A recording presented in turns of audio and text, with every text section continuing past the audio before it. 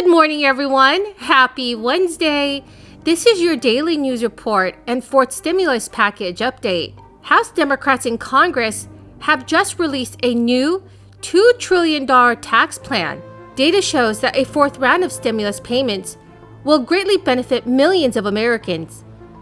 If you're interested in entering my $100 Walmart gift card giveaway, please make sure to watch until the end of this video. Poverty declined in 2020 by one measure, following large amounts of federal aid enacted due to this crisis, including stimulus checks and enhanced unemployment benefits. According to a report from the U.S. Census Bureau, the so-called supplemental poverty rate, which adds in government assistance to low-income individuals, declined to 9.1% in 2020, from 11.8% in the previous year. It is the lowest since this statistic was first published in 2009. The poverty threshold for a family of four in 2020 was income below $26,496. To be sure, the official poverty rate, which does not include any government aid, increased slightly to 11.4% in 2020, from a record low of 10.5% in 2019. But still, the fall in the supplemental rate means that government aid put in place during the crisis and ensuing economic recession, the worst since the Great Depression, lifted millions of Americans out of poverty last year. A few key programs had the greatest impact on the supplemental poverty rate last year.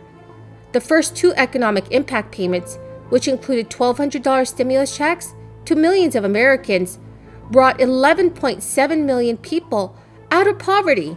Expanded unemployment benefits, including programs which recently expired, kept nearly 6 million people from falling into financial hardship. Refundable tax credits kept 5.3 million people out of poverty, and the Supplemental Nutrition Assistance Program, known as SNAP, and free school lunch also positively impacted millions of people who were living at or below the poverty line last year. There may be more aid on the way to help low and middle income Americans. Congressional Democrats are working to write the details of the $3.5 trillion package that would be the most significant investments in a generation in expanding the social safety net if passed. Let me say for the umpteenth time, going back to discussions about federalizing the way we handle elections after the 2016 election, that there is no rational basis for the federal government taking over how we conduct elections in this country.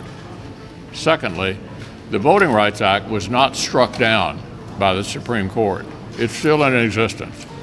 That is one area where the federal government does say you cannot keep people from voting based upon race.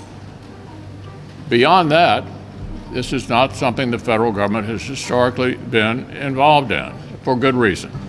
Every state conducts elections differently. You're watching some states pass new laws based upon the experience we had last year during a 100-year pandemic. What do all these new laws have in common? None of them, not one, is designed to suppress the vote based upon race. So there is no reason for the federal government to take over how we conduct elections.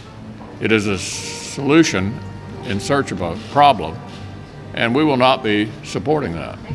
House Democrats this week are moving forward with their long-awaited plan to raise taxes to help pay for their next big spending package.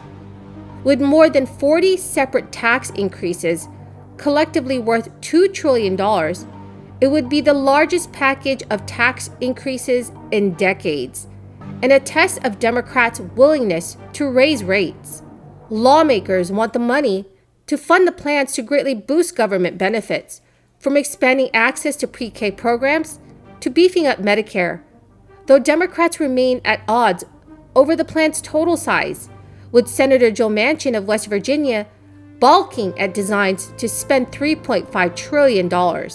Right now, Democrats are racing to move the plan through the House, with the House Ways and Means Committee taking it up Monday and Tuesday. Speaker Nancy Pelosi plans to have it approved and out of the House by the end of this month. The United States has an income tax system and not a wealth tax system like the one that Senator Elizabeth Warren advocates. And that's not going to change under the House Democrats' proposal. With only a tiny majority in the chamber and at the mercy of their moderates, Democrats are focused on raising existing income taxes on the rich, rather than more controversial proposals to go after the accumulated wealth. Everyone, the key word for this video is pie. If you're interested in winning a $100 Walmart gift card, please make sure to comment below this keyword, subscribe to my channel, and like this video.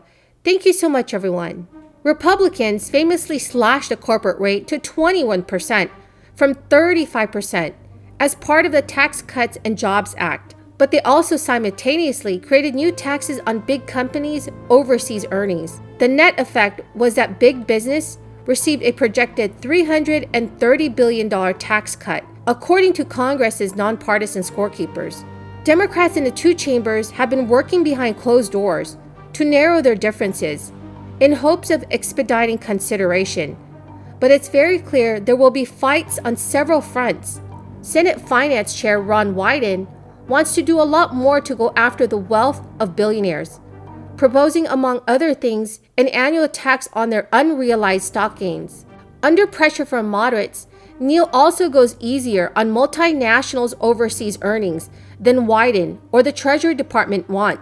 Many of Neal's colleagues in the House are unhappy with the administration's proposal to raise taxes on U.S. multinationals by more than what it is asking of other countries to do, as part of a push for a global minimum tax. So everyone, what are your thoughts on the proposed tax increases? Please leave them in the comment section below. Thank you so much, everyone, for joining me here this morning. I greatly and truly appreciate it. Please make sure to enter the keyword for this video, subscribe to my channel, and like this video to enter this coming Friday's Walmart gift card giveaway.